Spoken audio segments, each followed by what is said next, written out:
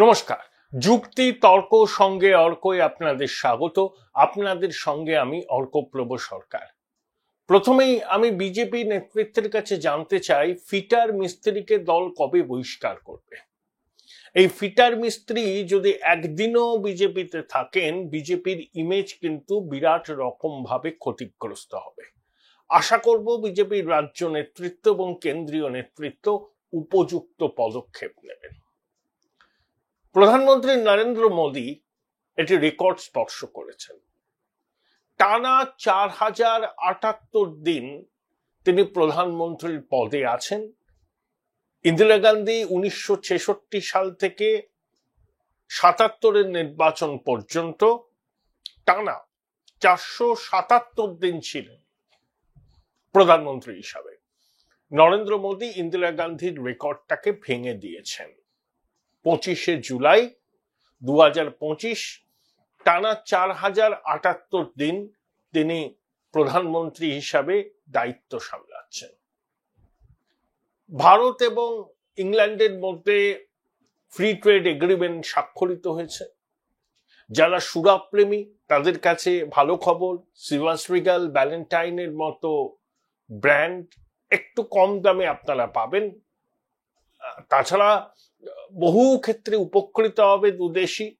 ভারতীয় পণ্য অবাধে প্রবেশ করতে পারবে ব্রিটেনে এবং দুদেশের মধ্যে বাণিজ্য আগামী কয়েক বছরের মধ্যে এক রেকর্ড উচ্চতায় পৌঁছবে।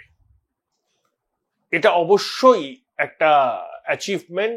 দীর্ঘদিন ধরে এই বিষয় নিয়ে আলাপ আলোচনার পর শেষ পর্যন্ত একটা চূড়ান্ত চুক্তি রূপায়িত হয়েছে। প্রধানমন্ত্রী মালদ্বীপ গেছেন। মালদ্বীপের 60তম স্বাধীনতা দিবসে তিনি রাষ্ট্রীয় অতিথি। মালদ্বীপের প্রেসিডেন্ট মুইজ্জু ভারত বিরোধিতাকে পুঁজি করে ক্ষমতায় এসেছিলেন, কিন্তু কিছুদিনের মধ্যেই বুঝে গেলেন যে ভারত বিরোধিতা করলে আখেরে এই ছোট আর্কিপেলাগোর ভীষণই ক্ষতি। তাই তিনি ভারতের সঙ্গে বন্ধুত্বের হাত বাড়িয়েছেন। ভারত গ্র্যান্টিনেড, কম সুদে ঋণ এবং ইনভেস্টমেন্ট করবে। চীনের সঙ্গে মালদ্বীপের দীর্ঘদিনের সম্পর্ক, কিন্তু চীনের ঋণের ফাঁদে জড়িয়ে মালদ্বীপের অর্থনীতি এখন হাঁসফাঁস করছে। এ তো হলো ব্যাপার। কিন্তু আমি আজকে যে শিরোনামটা দিয়েছি, দিদিমণি আপনি ওকে একটু এবার চুপ করতে বলুন। আপনারা বলবেন ও কে, যার কথা বলছেন অর্কবাবু? কেন আপনি এত হেয়ালি করছেন বলুন তো। আপনারা জানেন ভদ্রলোক কি? আসলে তৃণমূলের নবরত্ন সভায় এমন অনেকে আছেন, তারা যখন কথা বলেন নত্যসত্ত্ব জ্ঞান থাকে না, এবং একই সঙ্গে ইতিহাস, ভূগোল, সমাজনীতি, রাজনীতির পাঠটাও তারা খুব ভালোভাবে যে রপ্ত করেছেন সেটা তো আর বলা যায় না। এই ভদ্রলোক সাংসদ 2009 সাল থেকে জিতছেন টানা। তার আগে বিধায়ক হয়েছিলেন একবার 2001 থেকে 2006। অকথা কুকথা বলার জন্য পিএইচডি পেয়েছেন। সকালবেলা আমি জানি না তিনি প্রকৃতস্থ ছিলেন কিনা।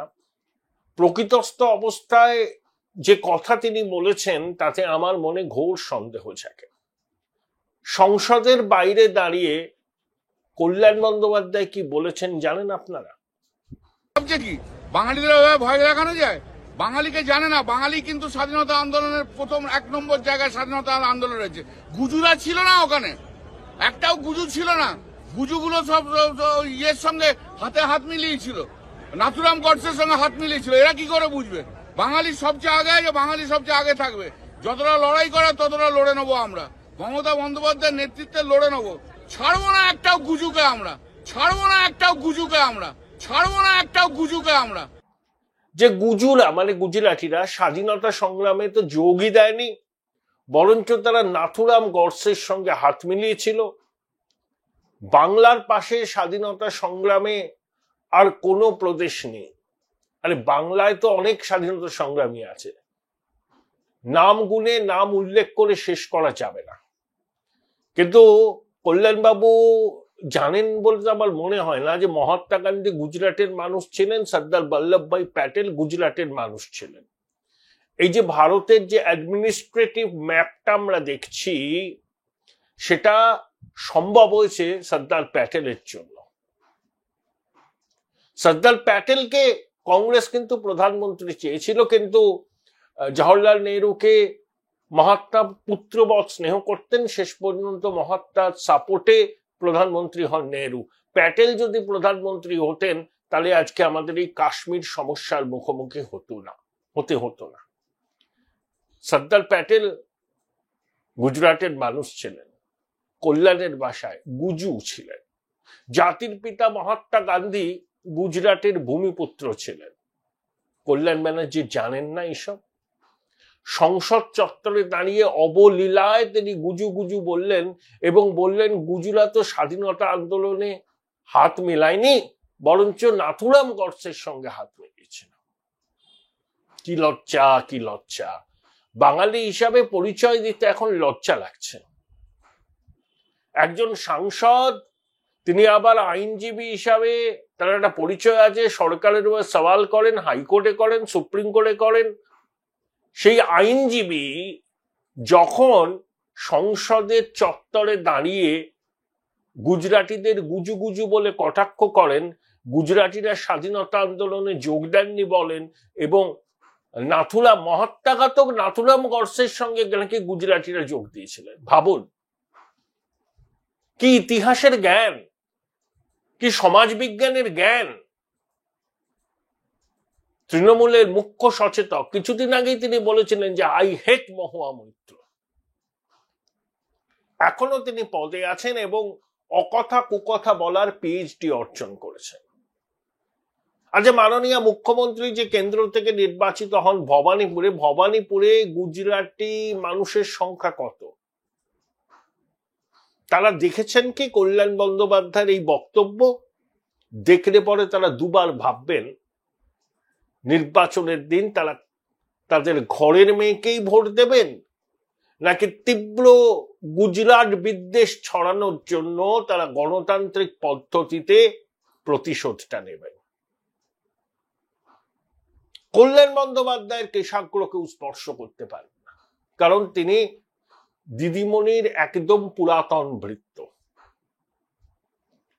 পুরাতন বৃত্তদের প্রতি দিদিমণির একটা অন্যরকম দরদ আছে। তার সুযোগ করলেন না। কখনো নারী বিদ্বেষী কথা বলেন, কখনো গুজরাটিদের গুজু গুজু বলে কটাক্ষ করেন, কখনো সম্পূর্ণভাবে ইতিহাস বিকৃতি করেন। প্রাক্তন উপরাষ্ট্রপতি রাজ্যসভার চেয়ারম্যান জগদীপ ধনকরকে তিনি অঙ্গভঙ্গি করে তিনি কিভাবে সংসদ পরিচালনা করতেন, রাজ্যসভা সেটা দেখিয়েছিলেন। আমরা দেখেছিলাম যে গণতন্ত্রের বুলি আওড়ানো রাহুল গান্ধী মোবাইলে কল্যাণের সেই বিচিত্র অঙ্গভঙ্গি রেকর্ড করছেন, হাসির হুল্লোড় উঠছে। পুরাতন বৃত্ত তো পুরাতন বৃত্তদের 7 খুন মা। দিদিমণি অনেক কথা বলছেন, এক্স হ্যান্ডেলে পোস্ট করেছেন, কবে বাঙালিদের উপর অত্যাচার বন্ধ হবে, কবে ভাষা সন্ত্রাস বন্ধ হবে, বাগেরা বাগেরা বাগেরা বাগেরা। দিদিমণি, আপনার খুব ঘনিষ্ঠ উদ্ধব তার ভাইয়ের সঙ্গে হাত মিলিয়েছে রাজ ঠাকরে, মহারাষ্ট্র নবনির্মাণ সেনা। সেখানে ভিন রাজ্যের মানুষদের উপর চড়াও হচ্ছে। শিবসেনা উদ্ধব আর মহারাষ্ট্র নবনির্মাণ সেনা রাজ ঠাকরের লোকজন বলছে মারাঠি বলতেই হবে, নইলে নিগ্রহের মুখে পড়তে হবে। ভাবুন, প্রতিবাদ করেছেন। হিন্দি বলয়ের মানুষ আক্রান্ত হচ্ছে। বাঙালিরা কবে আক্রান্ত হবে এই রাজ এবং উদ্ধবের গুন্ডা বাহিনীর হাতে, তার কোনো নিশ্চয়তা নেই। মুখে কুলুপ কেন আপনার? পরিযায়ী শ্রমিক যারা রাজ্যের বাইরে কাজ করতে গেছেন তাদের কয়েকজনকে তাদের পরিচয় নিয়ে সন্দেহ হওয়ায় তাদের নথিপত্র খতিয়ে দেখা হচ্ছে। সংশ্লিষ্ট রাজ্যের পুলিশ আমাদের রাজ্যের প্রশাসনের কাছে সমস্ত চ্যানেল মেনে আবেদন জানিয়েছেন যে এদের খুঁটিনাটি জানানো হোক। এতে ভাষা সন্ত্রাস কোথায়? এতে বাঙালিদের উপর অত্যাচার কোথায়? 18 কোটি বাংলাদেশের মানুষ বাংলায় কথা বলে, পশ্চিমবঙ্গেও 10 কোটি 11 কোটি লোকজন আছে, প্রচুর মানুষ বাংলায় কথা বলে। তা বাংলাদেশের বাংলাভাষীরা যদি অনুপ্রবেশের মাধ্যমে এই ভারতবর্ষে ঢুকে জনসমুদ্রে বিলীন হয়ে যায়, ভুয়ো পরিচয়পত্র জোগাড় করে, তাদেরকে আমরা ডিপোর্ট করতে পারবো না? বাংলা ভাষায় কথা বলে বলেই তারা ভারতীয় নাগরিক হয়ে যাবে?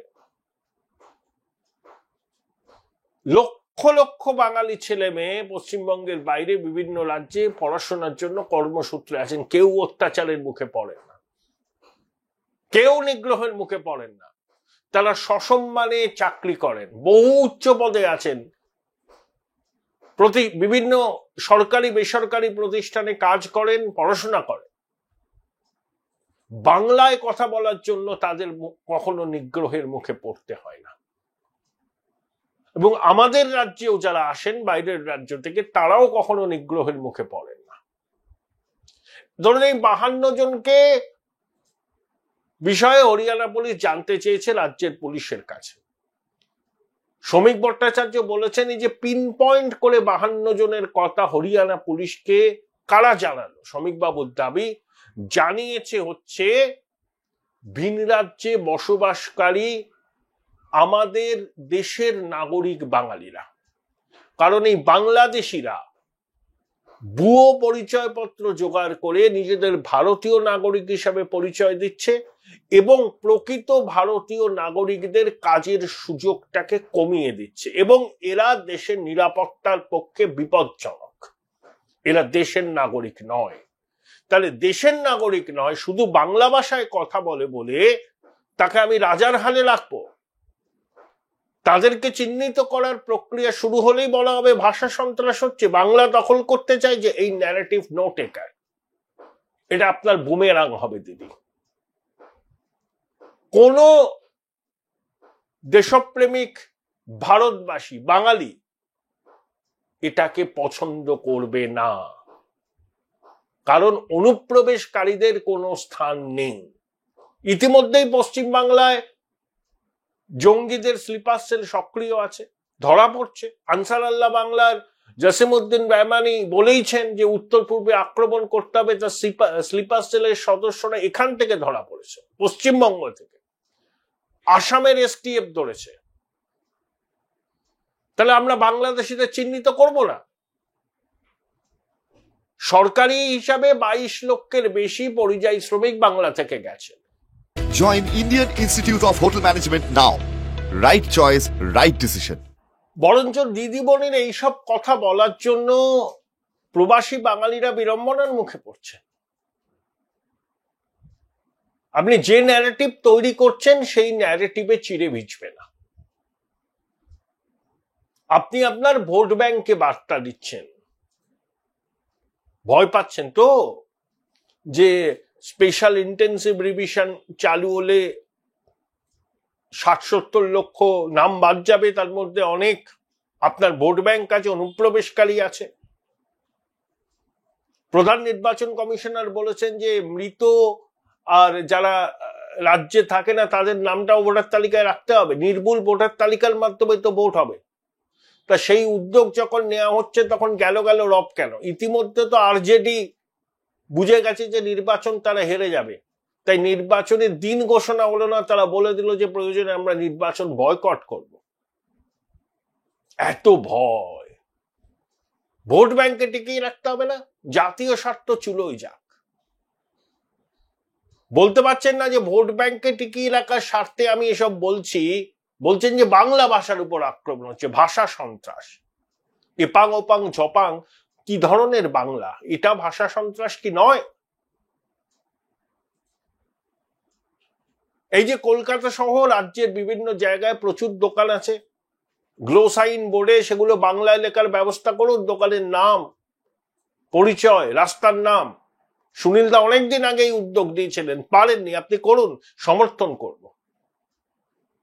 সস্তা রাজনীতি করবেন, ভোট করবেন, বাঙালি জাতীয়তাবাদের আবেগকে উস্কে দিতে চাইবেন বারবার, এটা কাঁচা খেলা হয়ে যাচ্ছে।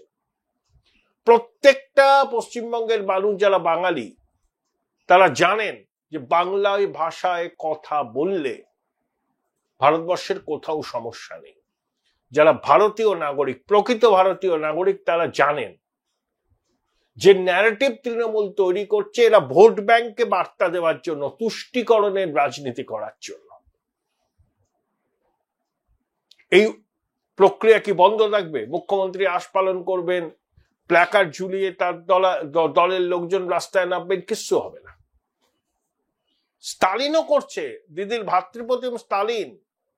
আর এক ভাতৃপ্রতিম অরবিন্দ কেজরিওয়ালের সরকার আছে, আম আদমি পার্টির ভগবত সিং মান, তিনিও করছেন। আগামী দিনে রেবন্ত রেড্ডি করবেন, সিদ্ধারামাইয়া করবেন, সবাই করবেন। এটা জাতীয় স্বার্থ, জাতীয় নিরাপত্তার প্রশ্ন। অনুপ্রবেশকারীদের ঠাঁই নেই। ভারতবর্ষ কোনো ধর্মশালা নয় যে বাংলায় কথা বলে বাংলাদেশি নাগরিক সে ঢুকে গিয়ে বলবে যে আমি পশ্চিমবঙ্গের বাঙালি, আমি ভারতীয় নাগরিক। এটা চলতে পারে না দিদি বলে। আর আপনি আপনার সাংসদকে কিছু বলুন, মুখটা বন্ধ করতে বলুন, তো বিপদ ডেকে আনবে সবার, আপনারও ডেকে আনবে। গুজু গুজু এসব কি ভাষা? ভাষা সন্ত্রাস নয় এটা? এগুলো বাংলা? রকের ভাষাও এর থেকে ভালো। আর আপনি বাংলা ভাষার ঠিকাদার হয়ে পথে নামছেন। ভাষা সন্ত্রাস। বাংলায় কথা বললে নিপীড়ন হচ্ছে, নিগ্রহ হচ্ছে। দিদিমণি, একটু আত্মসমীক্ষা করুন, একটু আয়নার সামনে দাঁড়ান। মানুষকে ভুল বোঝাবেন না। প্রবাসী বাঙালিদের বিপন্ন করবেন না, বিব্রত করবেন না। তারা সসম্মানে সেখানে থাকে, উচ্চ পদে আসীন, অনেকে পড়াশোনা করেন, তাদের একটা সম্মান আছে। সেই সম্মানটা ধুলোয় মিটিয়ে দেবেন না ভোট ব্যাংকে তুষ্ট করার স্বার্থে। আর আপনার পুরাতন বৃত্তকে একটু চুপ করতে বলুন, নিউকল প্লাস লাগাতে বলুন। সকাল সকাল প্রকাশ্য দিবালোকে তিনি এমন কথা বলছেন, আমার মনে হয় যে সন্ধ্যেবেলা হয়ে গেছে, নত্যসত্ত্ব জ্ঞান থাকছে না। সাংসদ হয়েছেন জানেন না? জাতির পিতা মহাত্মা গান্ধী গুজরাটি ছিলেন, প্রথম স্বরাষ্ট্রমন্ত্রী সর্দার বল্লভভাই প্যাটেল গুজরাটি ছিলেন, আরো বহু গুজরাটি কৃতবিদ্য মানুষ আছেন। যেমন বাঙালি জ্ঞানীগুণী মানুষ আছেন, গুজরাটিও জ্ঞানীগুণী মানুষ আছেন। গুজরাটি শিল্পোদ্যোগীরা বিনিয়োগ করতে চাইলে তখন তো বিনিয়োগটাকে আহ্বান জানাবেন। আবার ভোট ব্যাংকে তুষ্ট করার জন্য বলবেন গুজু গুজু গুজু। চমৎকার। এই দ্বিচারিতা বাংলার মানুষ ধরে ফেলেছে। তবে আপনার ওই পুরাতন বৃত্তকে একটু সমঝে দিন। আপনার নির্বাচনী কেন্দ্রে গুজরাটি ভাষাভাষী মানুষের সংখ্যাও প্রচুর। তারা যদি কল্যাণের এই বক্তব্যগুলো দেখে, তারা মোটেই প্রসন্ন হবে।